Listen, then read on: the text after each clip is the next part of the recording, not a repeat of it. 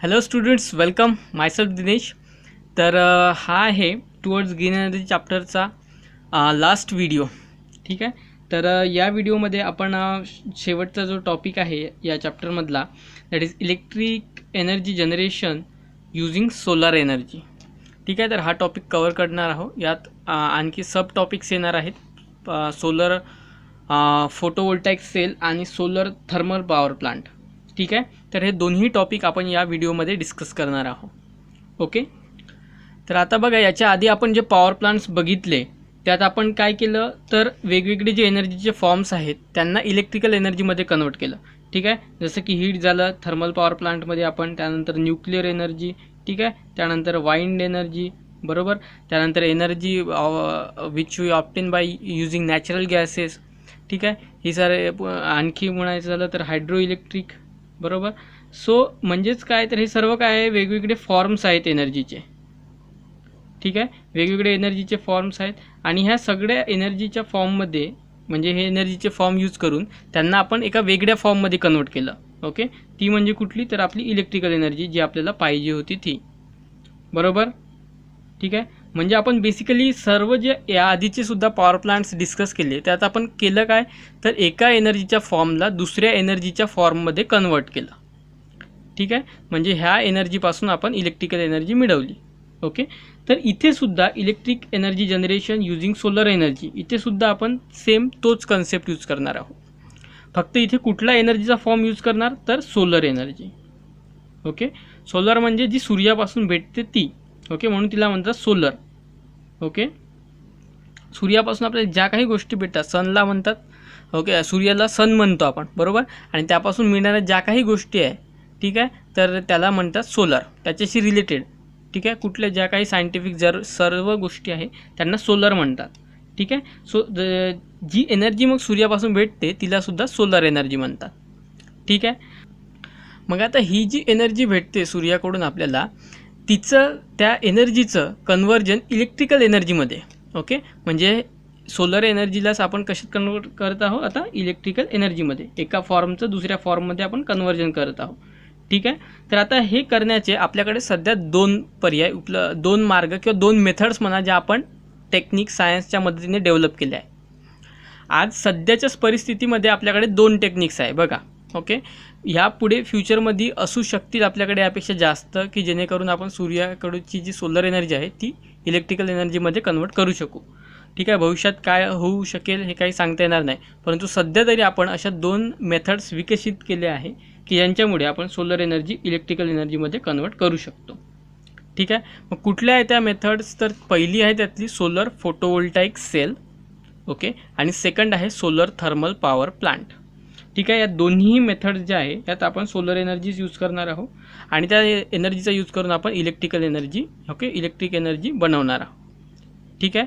So दोन्ही मेथड्सचं काम एकच आहे, इलेक्ट्रिक एनर्जी बनवणे. ओके. दोन्ही सोलर एनर्जीवर बेस्ड आहे. ठीक आहे. तर एक एक इथली मेथड आपण आता इन डिटेल डिस्कस करणार आहोत. तर त्यातली पहिली मग आपण डिस्कस करणार आहोत ती म्हणजे सोलर फोटोवोल्टाईक सेल. ठीक आहे. जसं की तुम्ही इथे बघा सेल शब्द आला आहे. ओके. सेल म्हणजे काय, तर जी आपली छोटी बॅटरी असते त्याला, आणि त्याच्यापेक्षा छोटा असेल तर त्याला आपण सेल म्हणतो, घड्याळमध्ये वगैरे. ओके. सो छोट्या म्हणजे हातावरची जी घड्याळ वगैरे आहे किंवा जे काही तुम्ही खेळणे वगैरे पाहिले त्यात छोटे सेल्स असतात. ठीक आहे. तर तशाच प्रकारचा सोलर सेल देखील असतो, की जिथे आता बघा जे सेल आपण घरी वगैरे वापरतो किंवा तुमच्या बॅटरीमध्ये आहे किंवा तुमच्या घड्याळमध्ये आहे, हाताची घड्याळ, त्यात जो सेल असतो त्यामध्ये असते केमिकल एनर्जी. ठीक आहे. म्हणजे त्यात केमिकल्स असतात, ते केमिकल्स एकमेकांसोबत रिॲक्ट होतात आणि तिथून एनर्जी बाहेर पडते. सो ती एनर्जी आपण तिथे यूज करतो, ती केमिकल एनर्जी इलेक्ट्रिकल एनर्जीमध्ये कन्वर्ट होते किंवा काही ठिकाणी डायरेक्ट तीच एनर्जी वापरली जाते. ठीक आहे. म्हणजे एका फॉर्मचं दुसऱ्या फॉर्ममध्ये कुठे, तर जो सेल आपल्याकडे असतो तसाच सोलर फोटोवोल्टाईक सेल देखील असतो, जो सूर्याकडची एनर्जी ॲब्झॉर्ब करतो आणि तिला इलेक्ट्रिकल एनर्जीमध्ये कन्वर्ट करतो. ठीक आहे. सो हा सोलर फोटोवोल्टाईक सेल काय करतो, जी सोलर एनर्जी सूर्याकडून भेटली आहे तिला इलेक्ट्रिकल एनर्जीमध्ये कन्वर्ट करतो. ओके. तर याच्यामध्ये काहीच असे रिॲक्शन्स वगैरे किंवा काही होत नाही, तो ही एनर्जी डायरेक्ट ॲब्झॉर्ब करतो, शोषून घेतो. ठीक आहे. जी सूर्याकडून एनर्जी किंवा रेज येतात ती एनर्जी सरळ तो शोषून घेतो आणि तिला इलेक्ट्रिकल एनर्जीमध्ये कन्वर्ट करतो. कसं काय, तर ते आपण पुढे पाहणारच आहोत, काय काय होतं सर्व काही. ओके, तर आता बघा इथं काय दिलं आहे, ही जी फर्स्ट मेथड आहे. तर बघा 2 मेथड ज्या मी सांगितल्या त्यात तुम्हाला याच्याविषयी थोडं इंट्रोडक्शन दिलं आहे, पहिलं आणि दुसरं, आणि त्यानंतर त्यांना इन डिटेल पुढे त्यांचं डिस्कशन आलेलं आहे. ओके, सो आपण आत्तापर्यंत ज्या सर्व काही मेथड्स बघितल्या त्या सर्व कुठल्या प्रिन्सिपलवर काम करायच्या, तर इलेक्ट्रोमॅग्नेटिक इंडक्शनच्या, बरोबर. परंतु इथे आपण जो सोलर सेल किंवा जो सोलर फोटोवोल्टाईक सेल डिस्कस करणार आहोत तो ह्या इलेक्ट्रोमॅग्नेटिक प्रिन्सिपलच्या इंडक्शनवर काम करत नाही. ठीक आहे, electric energy can be generated directly from solar radiation without using generator and without the principle of electromagnetic induction. ठीक आहे, म्हणजे इथे आपण जनरेटर देखील यूज करणार नाही, without using generator and without using principle of electromagnetic induction. ठीक आहे, दोन्ही यूज करणार नाही. कारण जो इलेक्ट्रोमॅग्नेटिकचा प्रिन्सिपल आहे त्यात काय त्यात आपल्याकडे काय असायला हवं, एक आपल्याकडे कंडक्टर हवा आणि एक मॅग्नेटिक फील्ड हवी, बरोबर. तर जर ती मॅग्नेटिक फील्ड चेंज होत असणार किंवा ती जी वायर आहे ती चेंज होत असणार, म्हणजे बेसिकली चेंज काय व्हायला पाहिजे, तर तो जो तिथला मॅग्नेटिक फ्लक्स आहे, ठीक आहे, तो चेंज व्हायला पाहिजे. मग तुम्ही आयदर वायर मूव्ह करा की तो मॅग्नेट मूव्ह करा. ठीक आहे, दोनापैकी एक चेंज व्हायला पाहिजे, सो दॅट तिथला मॅग्नेटिक फ्लक्स चेंज व्हायला हवा, आणि त्यालाच म्हणतात इलेक्ट्रोमॅग्नेटिक इंडक्शन. ओके, सो हा फ्लक्स जेव्हा चेंज होणार त्यामुळे ह्या कंडक्टरमध्ये करंट इंड्यूस होणार. ठीक आहे, करंट इंड्यूस होणार, सो त्याला म्हणतात इंड्यूस करंट, आणि त्या प्रिन्सिपलला म्हणतात इलेक्ट्रोमॅग्नेटिक इंडक्शन, बरोबर. परंतु इथे जर बघाल तर हा सेलमध्ये असं काहीही होत नाही, हा सिम्पल सेल आहे, यात कुठे तुम्ही मॅग्नेट ठेवाल, कंडक्टर ठेवाल, तर इथे असं काहीच होत नाही. म्हणजे इथे जो तुम्ही जनरेटर यूज करायचे इलेक्ट्रिसिटी प्रोड्यूस करण्यासाठी तो सुद्धा इथे होणार नाही यूज, आणि जो इलेक्ट्रोमॅग्नेटिक प्रिन्सिपल आहे इंडक्शनचा तो सुद्धा इथे यूज होणार नाही. ओके, म्हणजे हा सोलर फोटोवोल्टाईक सेल या दोन्ही गोष्टींवर काम करत नाही. ओके, त्यामुळे हा इतर जे आपण पॉवर प्लांट्स बघितले त्यांच्यापेक्षा जरा वेगळा आहे. ओके, ठीक आहे. मग हे होत नाही तर धिस हॅपन्स, मग हे कुठं तर इथे यूज केलं जात नाही, कुठे, तर this happens in solar photovoltaic cells. ठीक आहे, आणि मग यांचं काम काय, तर solar photovoltaic cell convert solar energy directly into electrical energy. हे सोलर फोटोवोल्टाईक सेल सोलर एनर्जीला डायरेक्टली इलेक्ट्रिकल एनर्जीमध्ये कन्वर्ट करतात. ओके, म्हणजे इथे आपल्याला ना टर्बाईन फिरवायची असते, ना कुठला शाफ्ट असतो, ना जनरेटर, ना कुठला प्रिन्सिपल, काहीच नाही. सरळ सिम्पली तो सेल बनवायचा असतो. ओके, त्याला प्लेटवर फिट करायचं असतं, त्यावरच जे सनचे जी किरणे आहे, सन रेडिएशन, ती डायरेक्ट त्यावर पडणार आणि ती सोलर एनर्जी डायरेक्ट इलेक्ट्रिकल एनर्जीमध्ये कन्वर्ट होणार. ठीक आहे, सोलर एनर्जी डायरेक्ट इलेक्ट्रिकल एनर्जीमध्ये कन्वर्ट होणार, कुठे ते, तर फोटोवोल्टाईक सेलमध्ये, सोलर फोटोवोल्टाईक सेल. ठीक आहे, मग आता आपण इन डिटेल याला डिस्कस करणार आहोत की काय आहे, आणि त्यानंतर ही सेकंड मेथड काय आहे ती डिस्कस करू. ओके, आता बघा इथल्या ज्या इम्पॉर्टंट गोष्टी आहे त्या मी तुम्हाला इथेच सांगणार आहे, सो दॅट तुम्ही त्या पुस्तकातच अंडरलाईन करून ठेवा. ओके, सो दॅट वाचताना त्या तुमच्या डोळ्याखालून जातील. ओके, आणि नेमकं काय इथलं इम्पॉर्टंट आहे ते सुद्धा तुम्हाला लक्षात येणार, कारण हा पोर्शन हे बघा इथलं खूप मोठा आहे. ठीक आहे, त्यामुळे नेमकं काय इम्पॉर्टंट आहे ते तुम्ही इथे अंडरलाईन करून ठेवा. जिथे एक्सप्लेनेशनची गरज आहे ते मी इथे एक्सप्लेन करून तुम्हाला सांगणार. ठीक आहे, तर solar photovoltaic cell convert solar radiation energy directly into electrical energy, हे माहिती आहे तुम्हाला. ठीक आहे, डायरेक्टली कन्वर्ट करतं, त्याला सोलर फोटोवोल्टाईक इफेक्ट, ह्या इफेक्टला म्हणतात सोलर फोटोवोल्टाईक इफेक्ट. आता यावर सुद्धा तुम्हाला क्वेश्चन विचारला जाऊ शकतो, what is solar photovoltaic effect. So हे त्याचा आन्सर झालं पहिली ओळ. ठीक आहे, so this is solar photovoltaic effect, याला अंडरलाईन करा. ठीक आहे, आता सेकंड इथली इम्पॉर्टंट गोष्ट की electrical energy generated through this energy transformation process is DC in nature. ठीक आहे, ती DC असते, म्हणजे जी इलेक्ट्रिकल एनर्जी जे प्रोड्यूस होते ती DC नेचरची असते. आता 2 टाईप्सच्या इलेक्ट्रिकल एनर्जी असतात बघा. Okay, electrical energy types 2 types असतात. एक असतो आपला अल्टरनेटिंग करंट. ठीक आहे, हे तुम्हाला माहिती आहे राईट, तरी पण एकदा जस्ट सांगतोय मी. सो एक असतो अल्टरनेटिंग करंट, याला AC म्हणतात. ओके, आणि दुसरा असतो डायरेक्ट करंट. ठीक आहे, ज्याला DC म्हणतात. आता यांच्यात फरक काय असतो, जो आपल्या घरी येतो तो असतो AC करंट, अल्टरनेटिंग करंट. ठीक आहे, आणि जो बॅटरीजमध्ये वगैरे किंवा सेलमध्ये असतो तो असतो DC करंट. सो इथे सुद्धा काय आहे, सेल आहे, जो घड्याळमध्ये सेल असतो, बॅटरीज असतात, कारमध्ये वगैरे बॅटरीज असतात, त्या सर्वांमध्ये असतो DC करंट किंवा डायरेक्ट करंट. ठीक आहे. आणि हा सुद्धा काय आहे, एक सेल आहे. सो हा सेल असल्यामुळे हा कुठला करंट प्रोड्यूस करतो, तर डायरेक्ट करंट. ठीक आहे. डायरेक्ट करंट हा एकाच वेनी फ्लो होतो, बरोबर. तर तोच AC करंट हा मागे पुढे म्हणजे दोन्ही डायरेक्शननी फ्लो होत असतो. तर डायरेक्ट करंट हा एकाच डायरेक्शननी, ओके, आणि हा दोन्ही डायरेक्शननी फ्लो होतो. ठीक आहे. सो इथून जो करंट प्रोड्यूस होतो तो आहे डायरेक्ट करंट, ओके, म्हणजे तो एकाच डायरेक्शननी फ्लो होणारा करंट असणार, जो की सेल प्रोड्यूस करतात. नेहमी सेलच डायरेक्ट करंट किंवा बॅटरीज जे आहेत त्यामध्येच डायरेक्ट करंट प्रोड्यूस होतो, ओके. तर तेच आता याचा फरक काय, हा सेकंड फरक आहे यात. ठीक आहे. पहिला कुठला फरक, हे बघा, सोबत तुम्ही इथे डिफरन्ससुद्धा लिहू शकता. ह्या सोलर एनर्जी आणि जी बाकी एनर्जी फॉर्म्स बघितले त्यांच्यामध्ये पहिला काय डिफरन्स, तर इथे जनरेटर आणि इलेक्ट्रोमॅग्नेटिक प्रिन्सिपलचा यूज होत नाही. ठीक आहे. सेकंड काय डिफरन्स आहे, तर बाकी जे जनरेटर होते ते अल्टरनेटिंग करंट प्रोड्यूस करायचे, okay. Generators produce alternating current, AC current produce करायचे ते. तर तेच हा जो सोलर फोटोवोल्टाईक सेल आहे तो डायरेक्ट करंट प्रोड्यूस करतो, DC करंट. हा दुसरा फरक इथे आहे. ठीक आहे, ओके. नंतर काय लक्षात ठेवायचं आहे की solar cells are made up of special type of material called semiconductor silicon. म्हणजे हे जे सोलर सेल्स आहेत हे एका स्पेशल मटेरियलपासून बनले असतं, ज्याला सेमीकंडक्टर मटेरियल असतं. ते सेमीकंडक्टर म्हणजे काय, कंडक्टर म्हणजे काय माहिती आहे तुम्हाला, जी आपली वायर आहे, ॲल्युमिनियम, कॉपर, ठीक आहे, तर यांना आपण कंडक्टर म्हणतो. का बरं म्हणता कंडक्टर, कारण ते इलेक्ट्रिसिटी कंडक्ट करतात, वाहून नेतात, म्हणून त्यांना कंडक्टर म्हणतात.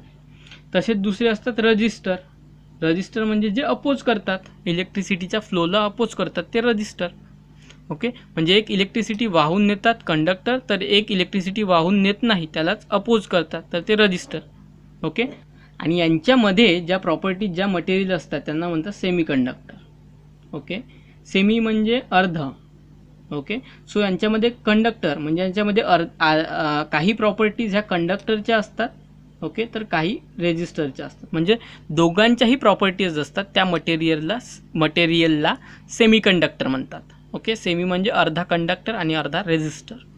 ठीक आहे. तर अशा प्रकारच्या मटेरियलपासून हा जो सोलर सेल आहे ते बनवलेले असतात, ओके. एक्झाम्पल दिलं आहे सिलिकॉनच असतो का, नाही, जर्मॅनियम सारखा सुद्धा मटेरियल यूज केला जातो. ठीक आहे. जर्मॅनियम हे काय आहे, सिलिकॉन, जर्मॅनियम हे एलिमेंट्स आहे, पिरियॉडिक टेबलमध्ये बघा. ठीक आहे. हे सेमी कंडक्टर्स आहेत, सिलिकॉन आणि जर्मॅनियम. ठीक आहे, ओके. आता एक इम्पॉर्टंट गोष्ट इथे लक्षात घ्यायची आहे की हे बघा, सोलर सेल जर त्याचं डायमेन्शन 1 सेंटीमीटर स्क्वेअर जरी स्क्वेअर असणार, तर तो 30 मिलीॲम्प करंट प्रोड्यूस करतो आणि पोटेन्शियल डिफरन्स असतो 0.5 व्होल्ट. म्हणजे बघा, जर मी एखादा सेल घेतला ज्याचा एरिया आहे 1 सेंटीमीटर स्क्वेअर, 1 सेंटीमीटर म्हणजे किती, तुमची स्केल घ्या, तिथला 1 सेंटीमीटर मोजा, एवढं अंतर येईल फारच फार, ओके. आणि 1 सेंटीमीटर स्क्वेअर म्हणजे तो एरिया आहे. म्हणजे एवढ्या आकाराचा जर तुम्ही सेल घेतला छोटासा, तर तुम्हाला 30 मिलीॲम्प करंट भेटतो.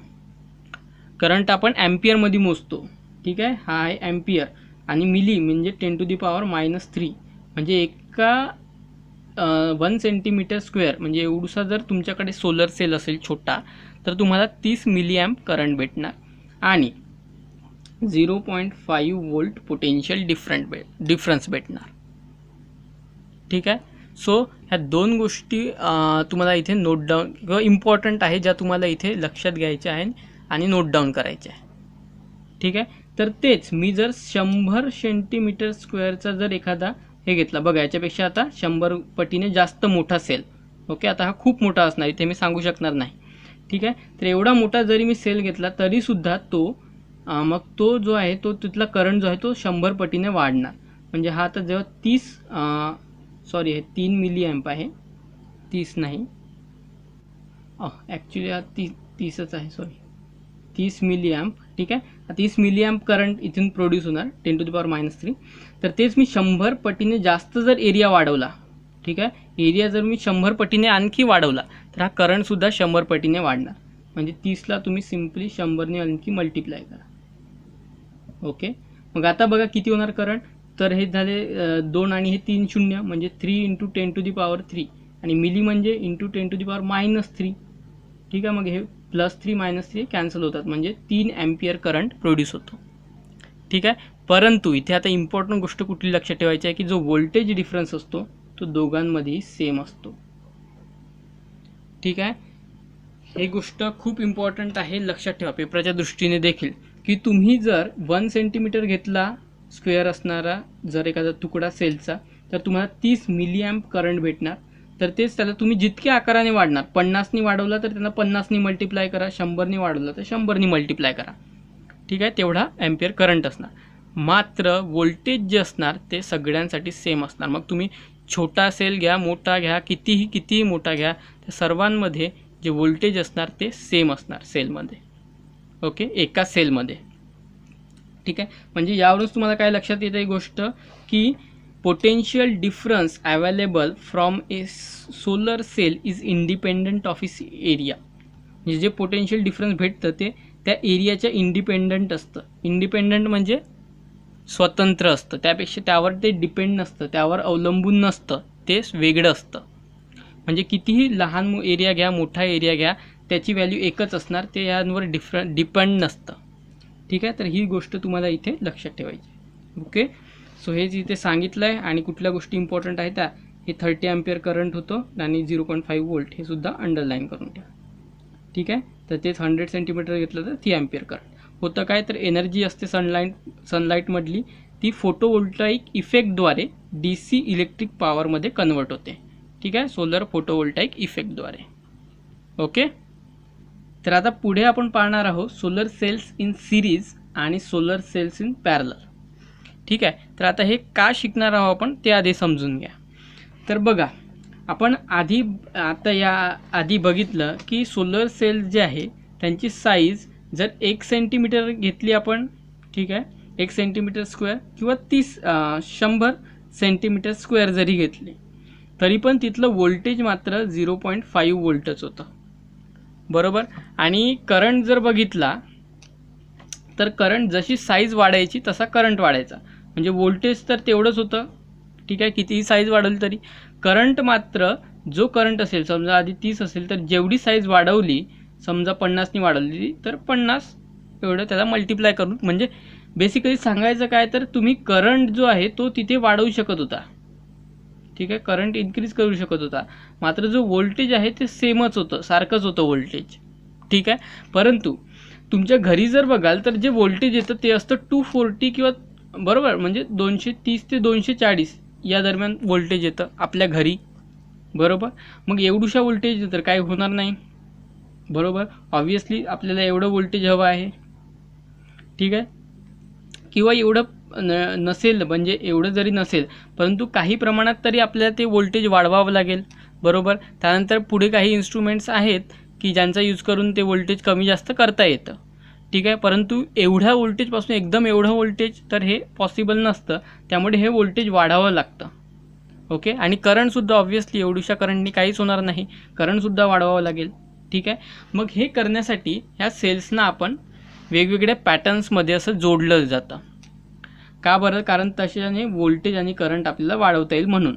ठीक आहे. मग असे यांना जोडण्याच्या पद्धती आहेत 2. एक आहे सिरीज म्हणजे एका मागोमाग एक. ओके. सिरीज म्हणजे लाईनशीर एकदा, ओके, सरळ, एक दुसरा तिसरा, ओके, असं सिरीजनी. तर पॅरलल म्हणजे एकमेकांना समान, असं समांतर. ठीक आहे. पॅरलल तुम्हाला माहिती आहे. ओके.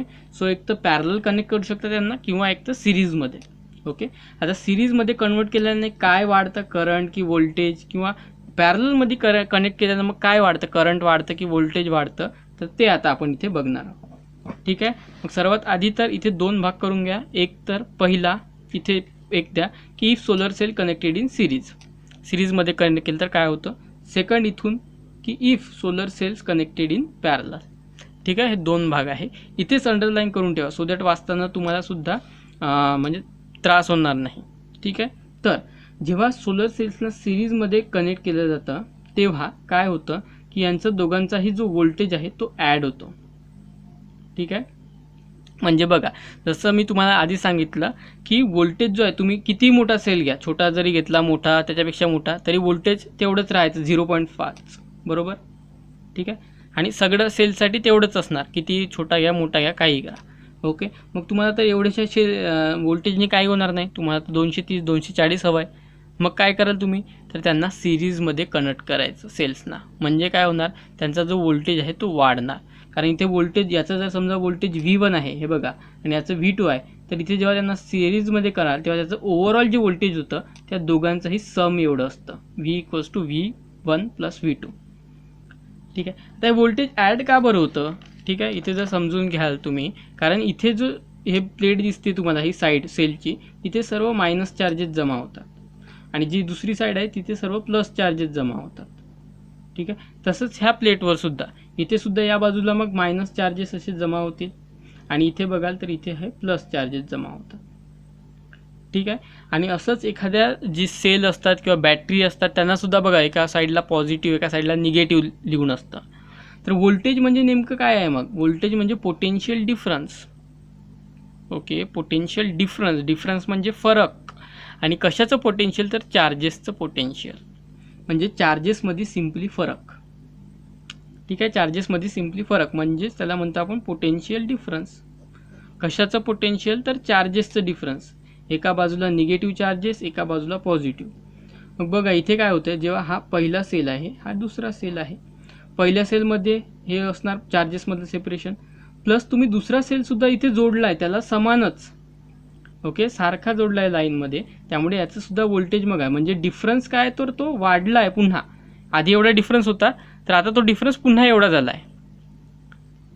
म्हणजे होणार काय बघा, ॲक्च्युली जेव्हा तुम्ही याला असे कनेक्ट कराल तेव्हा ओव्हरऑल काय होतं की हा जो पॉझिटिव्ह आणि हा निगेटिव्ह आहे एकमेकांसोबत मधातले जे आहे, ही जी लेअर दिसते ना तुम्हाला, हे एकमेकांसोबत न्यूट्रल होऊन जातात, जोडून जातात हे. आणि मग बघा पोटेन्शियल डिफरन्स, आधी डिफरन्स एवढाच होता, परंतु आता तो डिफरन्स एवढा झाला आहे, म्हणजे डिफरन्स वाढला आहे.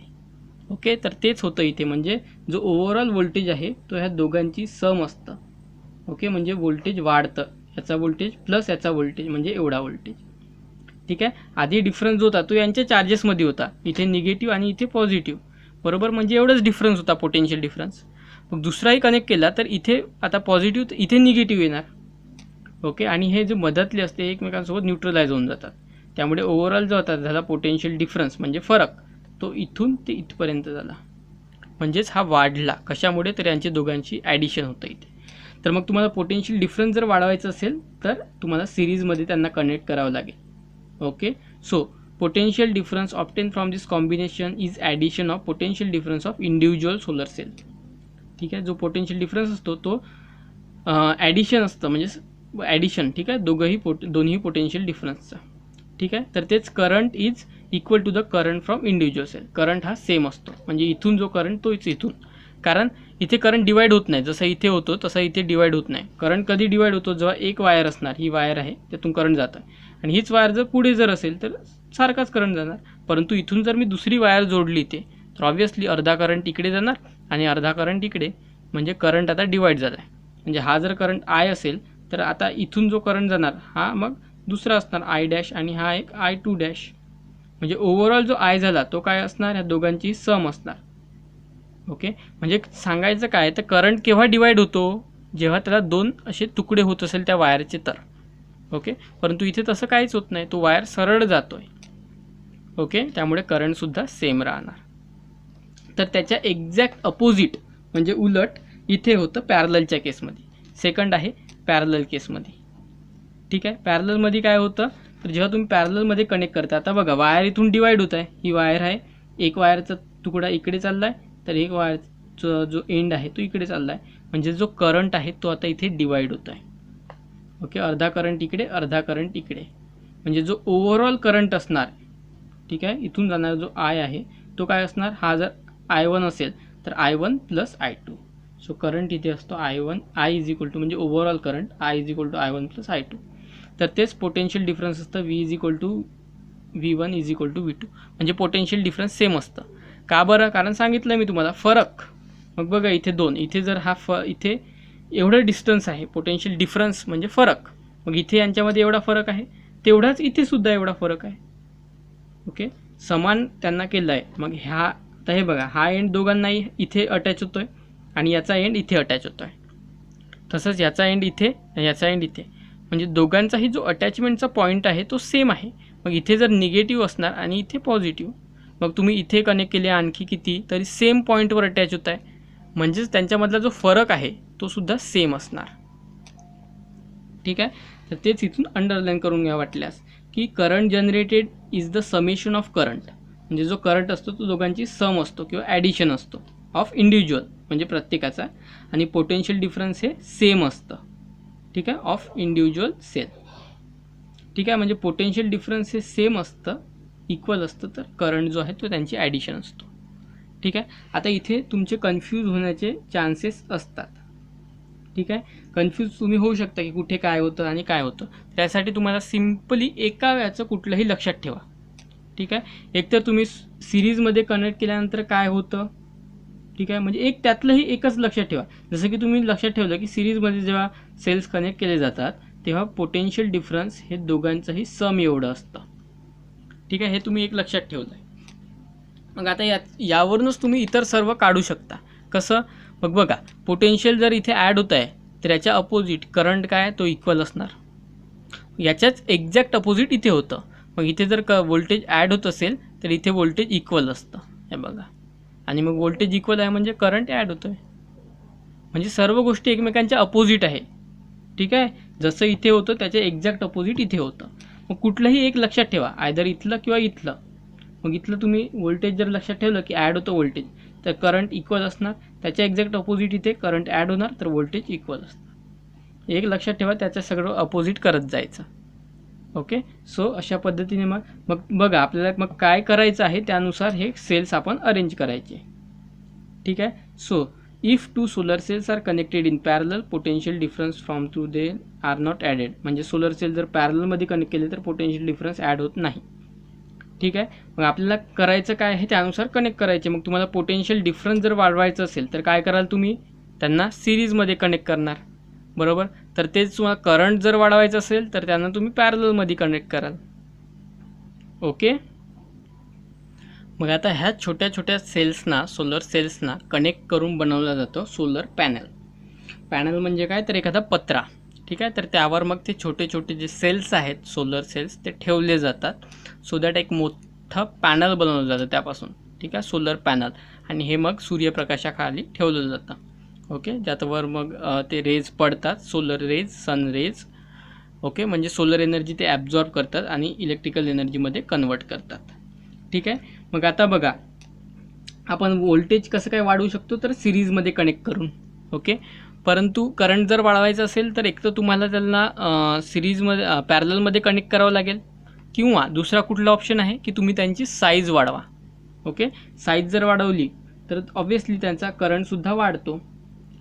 ठीक आहे, म्हणजे करंटचा तर प्रश्न सुटला, करंट तुम्ही दोन्ही प्रकारे वाढवू शकता, साईज वाढवली तरी करंट वाढणार.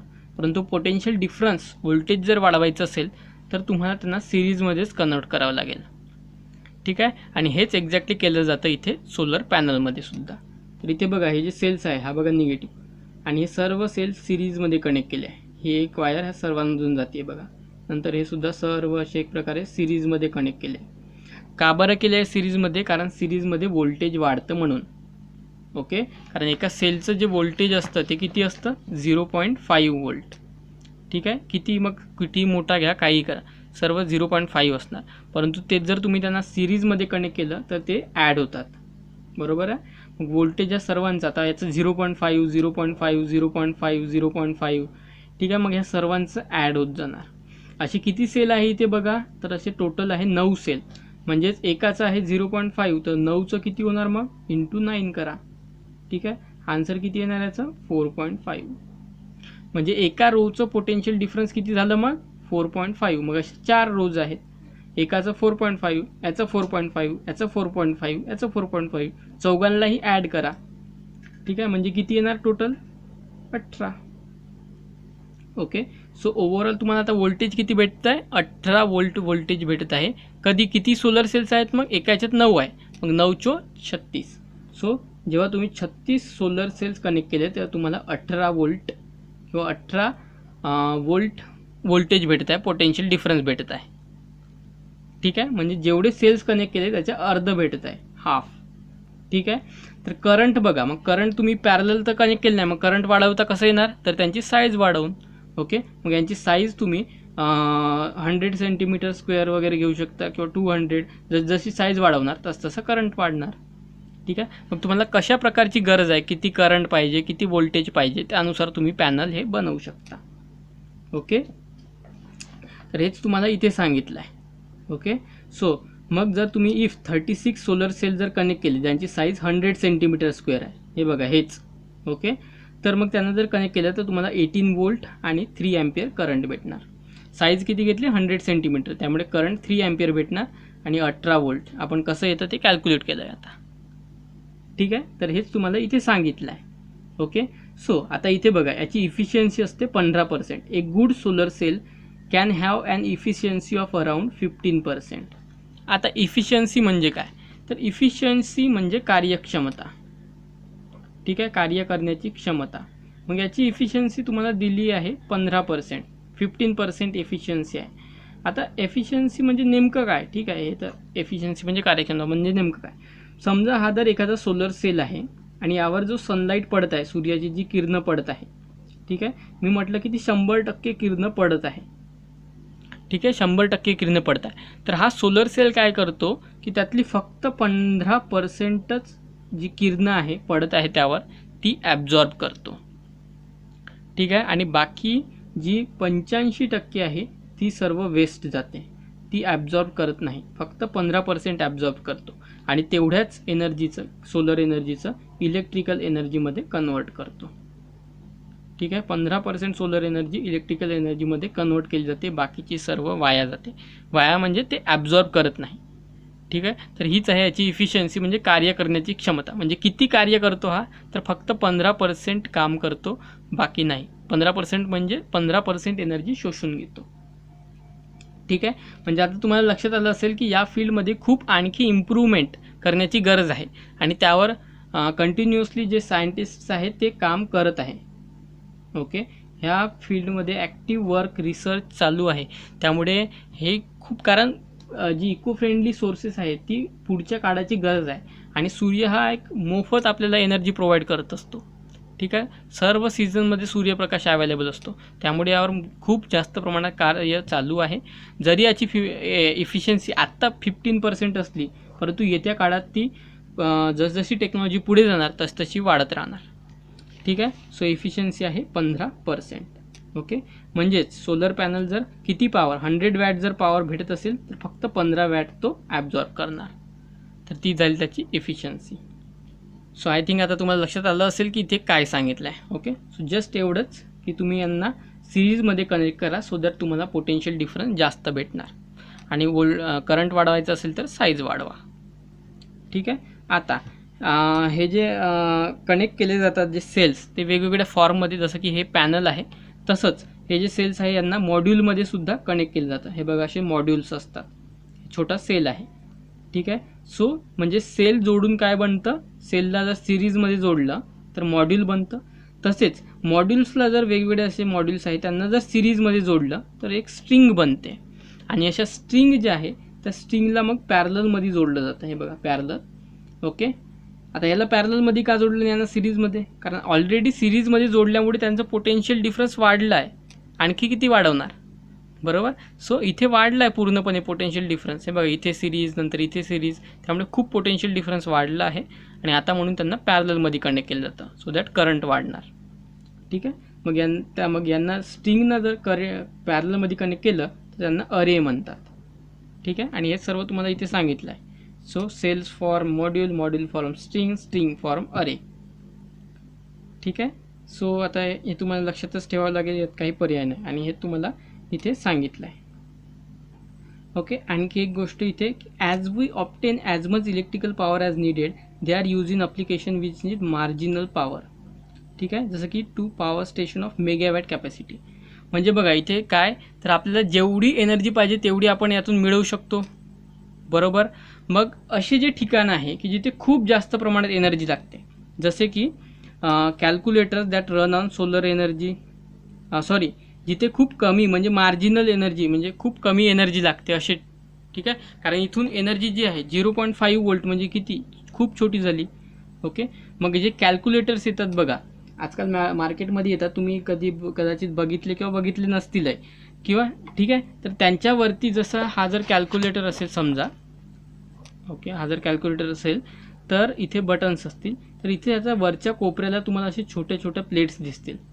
ओके, तर त्या प्लेट्स असतात basically solar cells. Okay, solar cells असतात, कारण याला काम करायला हा जो कॅल्क्युलेटर आहे याला चालायला खूप कमी एनर्जी लागते. ओके, आणि सोलर सेल्समधून आपल्याला जशी पाहिजे जेवढी पाहिजे तेवढी एनर्जी आपण बनवू शकतो. त्यामुळे इथे सोलर सेल्स यूज केले जातात. ओके, ज्यातून 0.5, मग तुम्ही याला कमी जास्त देखील करू शकता पॅरलल सिरीजमध्ये कनेक्ट करून. ठीक आहे, जेवढी पाहिजे तेवढी भेटू शकते. मग असे जे इन्स्ट्रुमेंट्स आहेत किंवा गॅजेट्स आहेत, इलेक्ट्रिकल ॲप्लिकेशन्स आहेत की जिथे मार्जिनल पॉवर म्हणजे खूप कमी प्रमाणात अशी एनर्जी लागते, तर तिथे किंवा two power station of megawatt capacity किंवा खूप जास्त जिथे मेगावॅट, ओके, जिथे खूप कमी वॅट किंवा खूप मेगावॅट अशी कॅपॅसिटी लागते अशा ठिकाणी यांना यूज केलं जातं. म्हणजे छोट्यात छोट्या ठिकाणी आणि मोठ्यात मोठ्या ठिकाणी सुद्धा सोलर पॅनल यूज केले जाऊ शकतात. का बरं? कारण आपल्याला जेवढी पाहिजे तेवढी एनर्जी आपण यातून मिळवू शकतो त्यांना सिरीज आणि पॅरललमध्ये कनेक्ट करून. ठीक आहे, त्यानंतर आता बघा, ही जी एनर्जी भेटते आपल्या सोलर सेलपासून ती भेटते DC मध्ये म्हणजे डायरेक्ट करंटमध्ये. परंतु आपल्या घरी जो वापरतो आपण किंवा industrial, okay, most of the equipment in domestic as well as industrial use. Domestic म्हणजे घरगुती, इंडस्ट्रियल म्हणजे जे इंडस्ट्री कारखाने वगैरे आहेत तिथे, तर तिथे AC वर चालणारे इन्स्ट्रुमेंट असतात आपल्याकडे. ठीक आहे, कारण आपल्या घरी जो करंट येतो तो AC असतो, बरोबर. परंतु सोलर सेल प्रोड्यूस करतात DC. ठीक आहे, मग याला ओव्हरकम कसं काय करायचं? तर बघा, दोन्ही करंटचे युजेस आहे.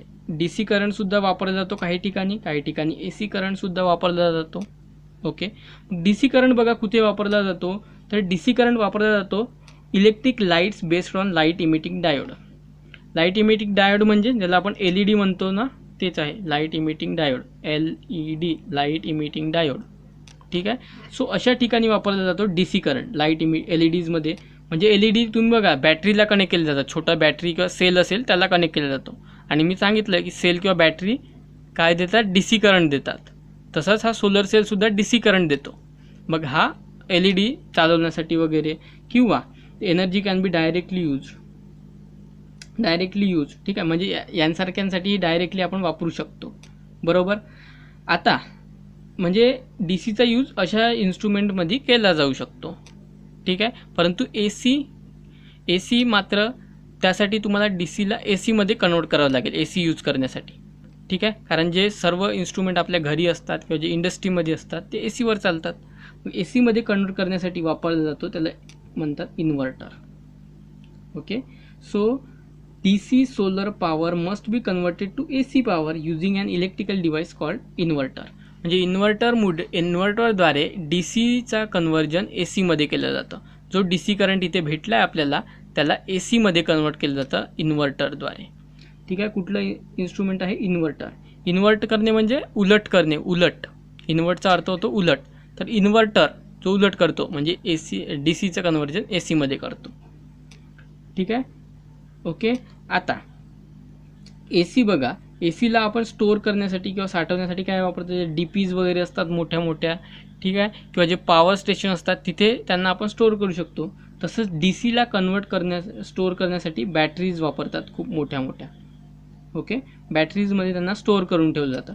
का बरं? कारण आपण सोलर सेलपासून DC करंट कधी प्रोड्यूस करू शकतो, जेव्हा सनलाईट असेल तेव्हा, जेव्हा सोलर एनर्जी अवेलेबल असेल तेव्हाच, बरोबर. म्हणजे only in presence of sunlight we can obtain that energy, तेव्हाच भेटणार. त्यामुळे त्यांना जेव्हा गरज असेल तेव्हा बॅटरीजमध्ये स्टोअर करून ठेवावं लागतं. ओके, तर हेच बेसिकली इथे सांगितलं आहे. म्हणजे नेमकं काय होतं मग, सोलर सेलची जी एनर्जी आहे ती बॅटरीमध्ये कन्वर्ट केली जाते आणि बॅटरीमध्ये असते मग DC, बरोबर. सोलर सेलसुद्धा DC आहे. ओके, आणि याला बॅटरीमध्ये स्टोअर करून ठेवलं जातं आणि नंतर इन्व्हर्टरच्या मदतीने त्याला AC कन्वर्ट करून मग जे इलेक्ट्रिक इक्विपमेंट आहे म्हणजे जे काही उपकरण आहे ते मग AC पॉवरवर चालतात. का बरं? तर इन्व्हर्टर त्या DCला AC कन्वर्ट करतो म्हणून. ओके, सो हे आहे कन्वर्जन. ठीक आहे, सो सोलर सेलपासून DC प्रोड्यूस होते, जे बॅटरीमध्ये आपण स्टोअर करून ठेवतो, जमा करून ठेवतो. का बरं? कारण ती DC जो सोलर सेल आहे तो फक्त सनलाईटमध्येच काम करतो, जेव्हा सूर्यप्रकाश असेल तेव्हाच, ठीक आहे, तेव्हाच त्याला एनर्जी भेटते. ओके, आणि मग हीच एनर्जी मग इन्व्हर्टरद्वारे AC मध्ये कन्वर्ट करते. ओके, आणि अशा प्रकारे मग हे सर्व काही चालतं. ओके, आणि इथे बघा, इथे तुम्हाला स्कीमॅटिक वगैरे दिलं आहे कसं काय असतं. तर हे बघा, हे सोलर अरे आहे. ओके, अरे कसे काय बनते आपण पाहिलं आहे आत्ताच. सो हे वेगवेगळे अरेज आहेत आणि यांना बघा असं जोडलं गेलं आहे, सर्व कॉमनली असे जोडले गेले. आणि हे ते इन्व्हर्टर आणि ट्रान्सफॉर्मर आहे. इन्व्हर्टरचं काम काय ते माहीत झालं आहे, DCला AC मध्ये कन्वर्ट करणे. आता ट्रान्सफॉर्मरचं काम काय आहे ते माहिती आहे का तुम्हाला? ओके, तर ट्रान्सफॉर्मरचं काम आहे की जो व्होल्टेज आहे तो वाढवणे. कारण इथे माहिती आहे तुम्हाला व्होल्टेज जो आहे तो 0.5 भेटत होता वोल्ट, ठीक आहे. जास्तीत जास्त वाढवून तुम्ही 18 केला, 20, 50, 100 केला, बरोबर. समजा 100 केला तुम्ही, खूप सारे असे कनेक्ट करून सिरीजमध्ये 100 केला. परंतु तुमच्या घरी तर तुम्हाला पाहिजे 240, 230च्या दरम्यान. ओके, मग याला ह्या व्होल्टेजला इथपर्यंत एवढं कन्वर्ट करण्यासाठी वापरला जातो ट्रान्सफॉर्मर, ठीक आहे. सो ट्रान्सफॉर्मरचं काम काय आहे तर व्होल्टेज वाढवणे. ओके, सो ट्रान्सफॉर्मरचं काम आहे व्होल्टेज वाढवणे, ठीक आहे. तसंच कमी करण्यासाठी सुद्धा ट्रान्सफॉर्मर वापरले जातात. ओके, दोन प्रकारचे असतात, एक स्टेप अप जे वाढवण्यासाठी आणि दुसरे असतात स्टेप डाऊन जे कमी करण्यासाठी वापरले जातात, ठीक आहे. मग इथे दोन असतात, इन्व्हर्टर काय तर DCला AC मध्ये, आणि ट्रान्सफॉर्मर काय तर लहान व्होल्टेजला मोठ्या व्होल्टेजमध्ये. नंतर हे मग जो करंट भेटला तो मग पॉवर ग्रीडद्वारे शहरांपर्यंत पोहोचवला जातो, ठीक आहे. तर अशा पद्धतीने सर्व काही मग काम होतं. ओके, नंतर इथे काय दिलं आहे बघा की we have seen many solar panel to be connected together to generate energy, बरोबर आहे, आपण पाहिले आहे. हे फिगरमध्ये सुद्धा तुम्हाला दाखवलं आहे. तर पहिल्यांदा काय केलं जातं, जो इन्व्हर्टर आहे तो DC पॉवरला AC मध्ये कन्वर्ट करतो, बघितलं आहे आपण. त्यानंतर transformer transfers voltage and current level of generated power and then fed into electricity distribution network, ठीक आहे. So schematic of solar photovoltaic power station, ठीक आहे. कुठलं पॉवर स्टेशन आहे? सोलर फोटोवोल्टाईक स्टेशन किंवा पॉवर प्लांट म्हणू शकता तुम्ही. ओके, सो सर्वात आधी इन्व्हर्टर DCचं AC मध्ये कन्वर्ट करतं आणि नंतर ACला जो व्होल्टेज आहे ते वाढवलं जातं ट्रान्सफॉर्मरच्या मदतीने, आणि नंतर हे डिस्ट्रीब्यूट केलं जातं, वितरण केलं जातं त्याचं, ठीक आहे. तर अशा पद्धतीने हे सर्व काही काम करतं. तर लास्ट इथलं राहिलं आहे बघा की इथे आपण कुठलंही फ्यूल यूज करत नाही, कुठलंही इंधन जाळत नसल्यामुळे हे इथून काही पोल्युशन होत नाही. ओके, त्यामुळे इथून काही पोल्युशन होत नाही, एअर पोल्युशन कुठलंही होत नाही, without any fuel combustion. So without any air pollution. Okay, without air pollution, कुठलंही फ्यूल नसल्यामुळे, म्हणजे इंधन आपण कुठलंही काही जाळत नाही आहोत, त्यामुळे कुठलंही पोल्युशनसुद्धा इथे होत नाही.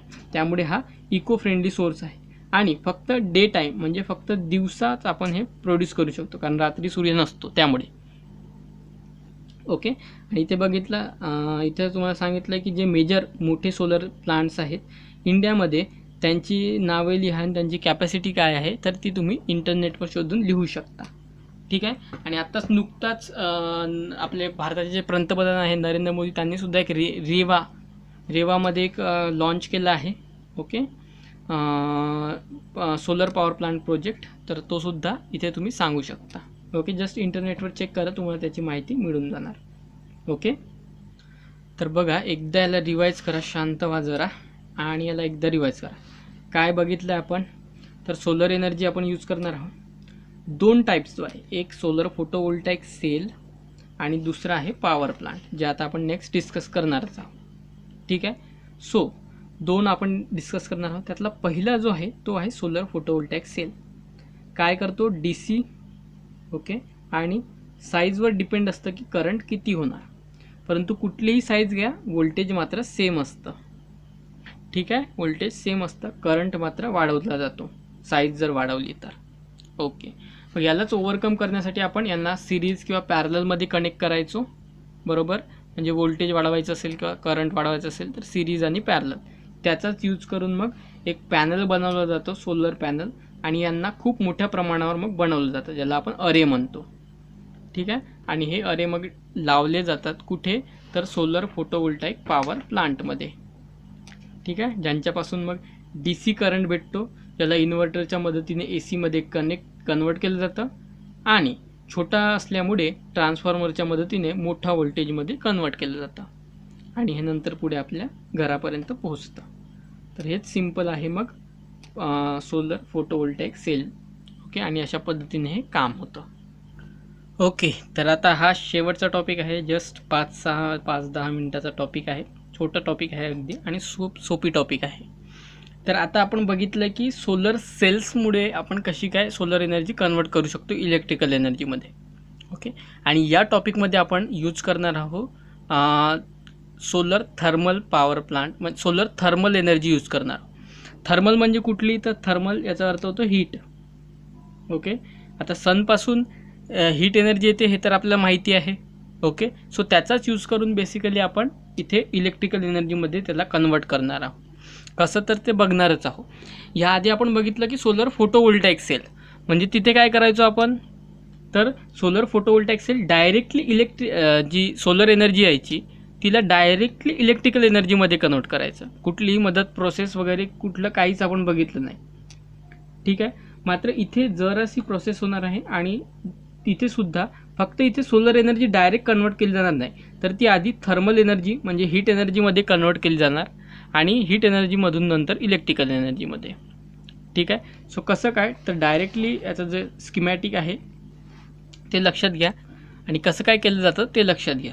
ठीक आहे, तर सर्वात आधी बघा इथे आपल्याकडे आहे एक रिफ्लेक्टर. ओके, आता रिफ्लेक्टर याचं काम काय आहे ते आधी समजून घ्या. तर बघा तुम्ही असे तुम्ही जर एखादा असा आरसा घेतला अशा शेपचा, ओके, इकडला भाग त्याचा असा जो आहे तो रंगीत आहे, म्हणजे त्याला रंग लावलेला आहे, आणि इकडला भाग चमकदार आहे. तर काय, तुम्ही जर इथून एखादी बॅटरी किंवा सूर्याची जर किरणे यावर आदळली तर काय होतात, ते एका पॉईंटवर कॉन्व्हर्ज होतात, म्हणजे एका पॉईंटवर जमा होतात. ठीक आहे, एका पॉईंटवर जमा होतात.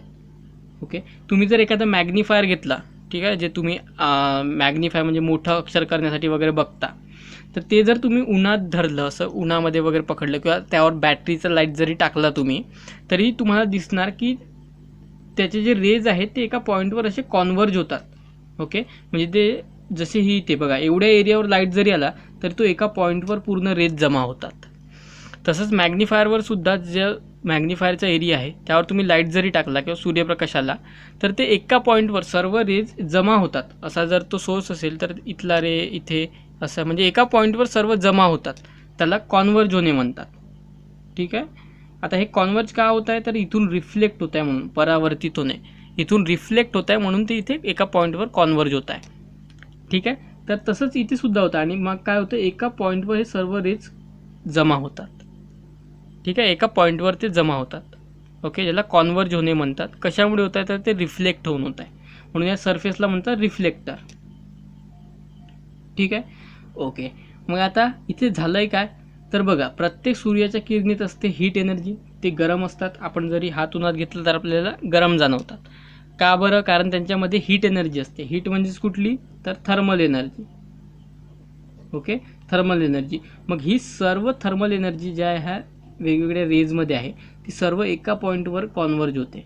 ओके, आणि मग ह्या एक जो पॉईंट आहे इथे खूप मोठ्या प्रमाणावर, ओके, खूप मोठ्या प्रमाणावर म्हणजे हाय थर्मल एनर्जी प्रोड्यूस होते, किंवा खूप मोठ्या प्रमाणावर हीट एनर्जी तिथे जमा होते. ओके, आणि मग इथे तुम्ही बघितलं असेल तो जो मॅग्निफायर, जर तुम्ही त्याखाली कागद तुम्ही करून बघितलं असेल, त्याखाली जर तुम्ही एखादा कागद धरला आणि त्यावर जर तो मॅग्निफायर धरला आणि उन्हात ठेवलं त्याला, तर ते एका ठिकाणी जमा होऊन त्याला जर तुम्ही 1-2 मिनटं धरून राहिले तर तो कागद जळायला लागतो. ठीक आहे, का बरं, कारण तिथे हाय थर्मल एनर्जी जमा होते, खूप मोठ्या प्रमाणात हीट एनर्जी जमा होते, त्यामुळे तो कागद जळतो. ओके, आणि हेच सेम आपण इथे सुद्धा यूज करणार आहोत, रिफ्लेक्टर. याला रिफ्लेक्टर म्हणतात. हा बघा अशा आकाराचा आहे. ठीक आहे, तर हा अशा आकाराचा जर असेल तर काय होणार, इथून जी किरणे येणार ती अशी कॉन्व्हर्ज होऊन या पॉईंटवर अशी जमा होणार. ओके, जी काही किरणे आली अशी खूप सारी, ती सर्व एका पॉईंटवर जमा होणार, म्हणजे ह्या पॉईंटवर खूप मोठ्या प्रमाणात हीट जमा होणार. ठीक आहे, सो इथे काय होतं मग बघा, हा जर रिफ्लेक्टर असणार तर हे बघा, हे सनरेज येत आहे आणि हे सर्व या पॉईंटवर इथे सेंटरमध्ये जमा होत जाणार. मग मी काय करणार, तर एक पाईप घेणार, लोखंडी पाईप, त्यातून पाणी वॉटर पास करणार, असं थंड पाणी, आणि जेव्हा हे या लाईनवर येणार इथे हीट एनर्जी आहे त्यामुळे हे पाणी गरम होणार, आणि याची काय कन्वर्ट होणार मग हीटमध्ये, स्टीममध्ये कन्वर्ट होणार. म्हणजे बघा, जी सोलर एनर्जी होती ती आधी आता कन्वर्ट झाली आहे थर्मल एनर्जीमध्ये, म्हणजेच हीट एनर्जीमध्ये. ओके, त्यामुळे काय झालं, जे पाणी बॉईल झालं आहे आणि त्याचं स्टीममध्ये कन्वर्जन झालं आहे. ओके, आणि हीच स्टीम मग पुढे आपण पास करू टर्बाईनमध्ये. टर्बाईन त्यामुळे रोटेट होणार. म्हणजे तेच जे जुने आपण thermal power plant, nuclear power प्लांटमध्ये बघितलं, स्टीमपासून टर्बाईन रोटेट होणार. त्यानंतर ती स्टीम जी आहे ती कंडेन्स केली जाणार कूलिंग टॉवरमध्ये आणि पंपद्वारे पुन्हा इथे पास केली जाणार. ओके, सो हे बघा, मग असे खूप सारे सोलर पॅनल्स जे आहे ते अटॅच केले जातात, असे जोडले जातात एकमेकांना, आणि इथे कॉन्व्हर्ज होऊन त्यांच्यावर असा पाईप ठेवला जातो ज्यातून पाणी पास केलं जातं, वॉटर. थंड पाणी इथून बघा येतं मग हे, आणि इथून गरम होऊन ते त्याची स्टीम बनते, वाफ बनते, आणि ते टर्बाईन रोटेट होते आणि इकडे इलेक्ट्रिसिटी बाहेर पडते. ओके, सो सेम मग इथे कूल करून आणखी पुन्हा. ठीक आहे, तर हाच बेसिक प्रिन्सिपल आहे सोलर थर्मल पॉवर प्लांटचा. ठीक आहे, आणि अशा पद्धतीने हे सर्व काही होतं. ठीक आहे, थर्मल एनर्जी आपण जी कोळशात आणि न्यूक्लिअर पॉवर प्लांटमध्ये बघितली तीच इथे सुद्धा यूज करणार. ओके, याच्या वेगवेगळ्या स्टेजेस तुम्हाला दिले आहे. सर्वात आधी तर कॉन्सन्ट्रेशन ऑफ कलेक्टिंग सनलाईट. ठीक आहे, त्यांचं कॉन्सन्ट्रेट करणं, एका ठिकाणी कॉन्सन्ट्रेट केलं जातं कशासाठी, तर कलेक्ट करण्यासाठी, सनलाईटला जमा करण्यासाठी. नंतर ॲब्झॉर्बर फॉर ॲब्झॉर्बिंग द कॉन्सन्ट्रेटेड सनलाईट. ॲब्झॉर्बर म्हणजे हा जो मटेरियल आपण वापरला आहे बघा, पाईप जो म्हटलं मी, तर हा ॲब्झॉर्बर असतात. ओके, म्हणजे तो जो सनलाईट त्यांच्यावर पडला आहे ते ॲब्झॉर्ब करतात, शोषून घेतात, आणि त्यामुळे पाणी गरम होतं. ओके, पाणी गरम झाल्यामुळे काय होणार, मग ते पाणी किंवा स्टीम ती जाणार मग स्टीम टर्बाईनकडे. टर्बाईन रोटेट होणार, ती जाणार इलेक्ट्रिकल, त्यामुळे इलेक्ट्रिक जनरेटर मग इलेक्ट्रिसिटी प्रोड्यूस करणार, म्हणजे इलेक्ट्रिकल एनर्जी. तर अशा वेगवेगळ्या स्टेजेस इथे होणार. ओके, सो हेच बेसिकली तुम्हाला इथे सांगितलं आहे सर्व काही. Okay, so solar energy is converted into heat energy. ठीक आहे, आणि मग ही हीट एनर्जी टर्बाईन आणि जनरेटर ड्राईव्ह करते, चालवते, आणि तिथून पुढे इलेक्ट्रिकल एनर्जी बाहेर पडते. ओके, सो हे सिम्पली याचं कन्स्ट्रक्शन आहे. नंतर energy sources use for electric power generation in the world. कुठले एनर्जी सोर्सेस जगामध्ये वापरले जातात, त्यात इंडियाचा काय नंबर आहे. कोळसा जगात 41 आहे, तर एकटा इंडिया आहे जो 60%. बघा, मग विचार करा यातून किती पोल्युशन होत असेल इंडियामध्ये, कारण इंडियामध्ये खूप जास्त प्रमाणात कोळसा आढळतो. ओके, जगात कुठेच तेवढी एनर्जी प्रोडक्शन केली जात नाही तेवढी इंडियात केली जाते, नुसता कोळशाद्वारे. ठीक आहे, 60%. ओके, त्यामुळे खूप मोठ्या प्रमाणात पोल्युशन इंडियामध्ये होतं. बाकी गॅसेस बघा, बाकी जे सोर्सेस आहेत ते कमी कमी आहे, कमी जास्त प्रमाणात. इंडियातसुद्धा कमी जास्त प्रमाणात आहे. दुसरं बघा, रिन्युएबल सोर्सेस. हे एक, म्हणजे हे एक इम्पॉर्टंट आहे नोट डाऊन करण्यासारखं. आणि हे एक की रिन्युएबल सोर्सेस जे आहे, वाईंड, सोलर, जे बघितले आपण इको फ्रेंडली, तर ते सुद्धा जगात 6%च आहे. तर तेच इथे बघाल तर हे 15.7, म्हणजे जगाच्या तुलनेत हे सुद्धा जास्त आहे. म्हणजे जेवढं पोल्युशनसुद्धा आपण जेवढं करतो आहे तेवढंच इको फ्रेंडलीसुद्धा यूज करतो आहे. ओके, म्हणजे जवळपास बॅलन्सच आहे एक प्रकारे म्हणू शकता. परंतु तेच बघा, हे 15% आहे, तर हे 60%, म्हणजे याच्या 4 पटीने जास्त पोल्युशन होत आहे. ओके, सो ही सुद्धा गंभीर बाब आहे. ओके, सो हेच तुम्हाला बेसिकली सांगितलं. म्हणजे आपल्याला आता जे ग्रीन एनर्जी सोर्सेस आहेत त्यांच्याकडे वाटचाल करायला हवी. ठीक आहे, त्या दृष्टीने रिसर्च प्रयत्न करायला हवे. ठीक आहे, सो बस इथेच आपण थांबूया. हा चॅप्टर इथेच संपत आहे. यानंतर पुढचा व्हिडिओची एक्सरसाइजसुद्धा येणार आहे. ओके, सो तोसुद्धा तुम्ही बघा. Okay, so thanks for watching. चॅनलला सबस्क्राईब नसेल केलं तर प्लीज चॅनलला सबस्क्राईब करा. व्हिडिओ आवडल्यास लाईक करा, तुमच्या मित्रांसोबत देखील शेअर करा. ठीक आहे, so thanks for watching. See you in next video.